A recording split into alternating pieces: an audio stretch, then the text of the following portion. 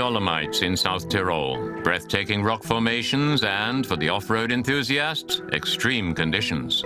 A paradise, in fact, for testing a utility vehicle on every imaginable surface, from smooth tarmac via gravel pits to rough tracks at over 2,000 meters above sea level.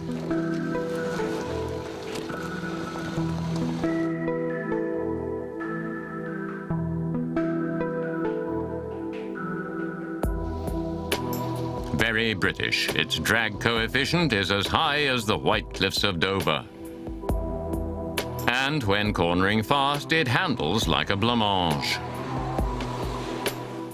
But thanks to its robust construction and the latest off-road technology, it's a real tough guy when it comes to steep, gravelly slopes. Just how versatile the third generation of the Land Rover Discovery really is something we aim to find out on alpine roads, gravel tracks, and dried-out riverbeds.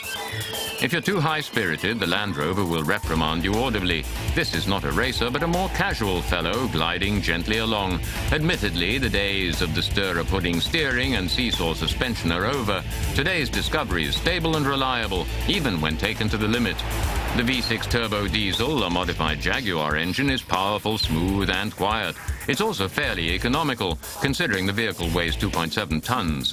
The SE version has pneumatic suspension and terrain response, an off-road system that even townies should find foolproof. There's a choice of 5 programs depending on the surface.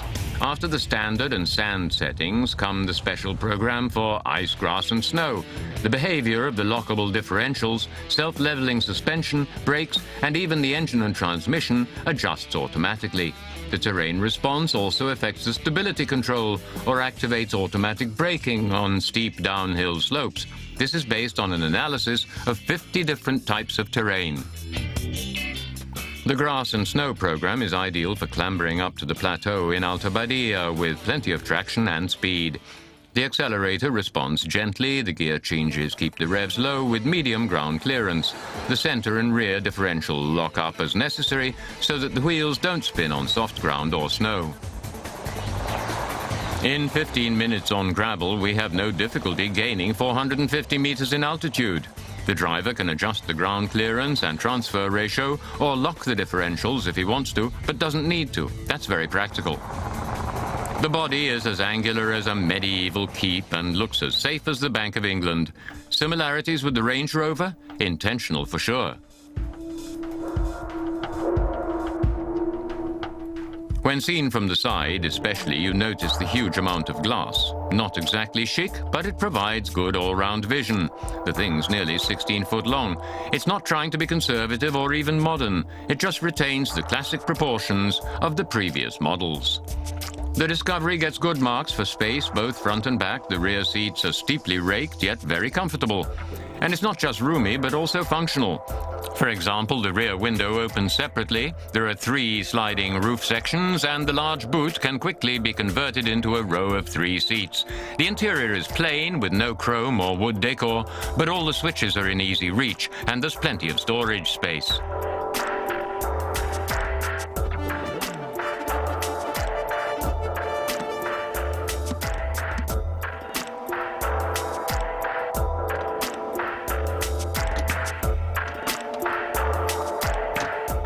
The 2.7 turbo diesel is powerful enough. Unfortunately, a particle filter will set you back another €695. Off-road program 1 stage further, mud and ruts for crossing loose or furrowed ground.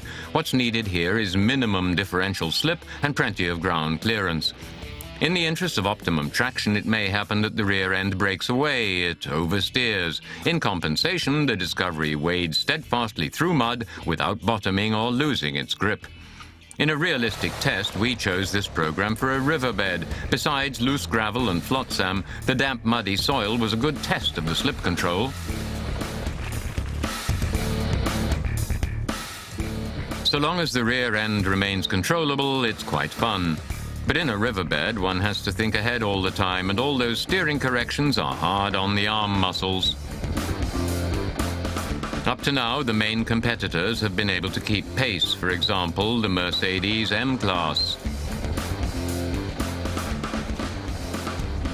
The turbo diesel of the ML320 develops just the same power and torque as the Discovery, but with air suspension and off-road package, it costs €7,400 more. That's a lot to pay for the Mercedes' excellent road holding and workmanship.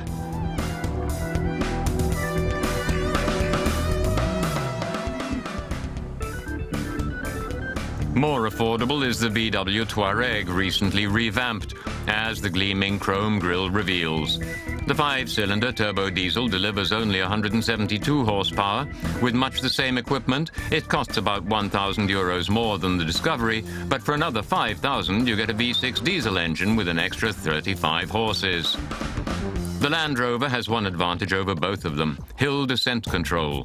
A touch of the button, and nearly 3 tons live weight are braked automatically to prevent runaway on steep inclines.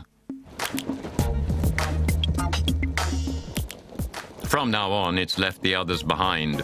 Rock crawl is the ultimate in the off-road drive control programs. Now the Discovery goes right to the limits of differential locking and ground clearance. Also very gentle throttle response. This program works only when the transfer box is in low, up to 40 miles an hour at the very most. And in the riverbed in South Tyrol, we encountered obstacles that present a challenge even to the Discovery. The level control immediately pumps the suspension up to full height, and we carry on in the lowest gear. The Land Rover is very robust, no ominous crunching or groaning, even with the differentials locked.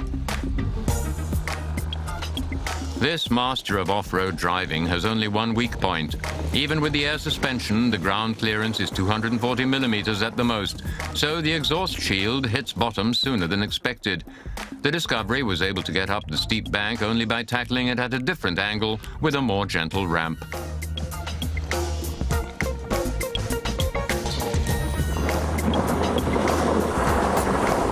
In the rock crawl mode, the engine is a bit unresponsive.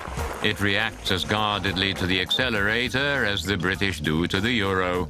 But once it gets going, the huge amount of torque bullies the Colossus over almost any obstacle. In the wading and rock climbing disciplines, hardly any other off-road vehicles is a match for the Discovery. A typical phenomenon under extreme off-road conditions, the crawler gear with low transfer ratio confuses the onboard computer. And then there's the phenomenal thirst under such conditions, 4¼ miles per gallon. Terrain response is no substitute for the lack of real ground clearance, but it does make optimum use of the available off-road potential, without the driver having to worry about gear ratios, lockable differentials, and so on.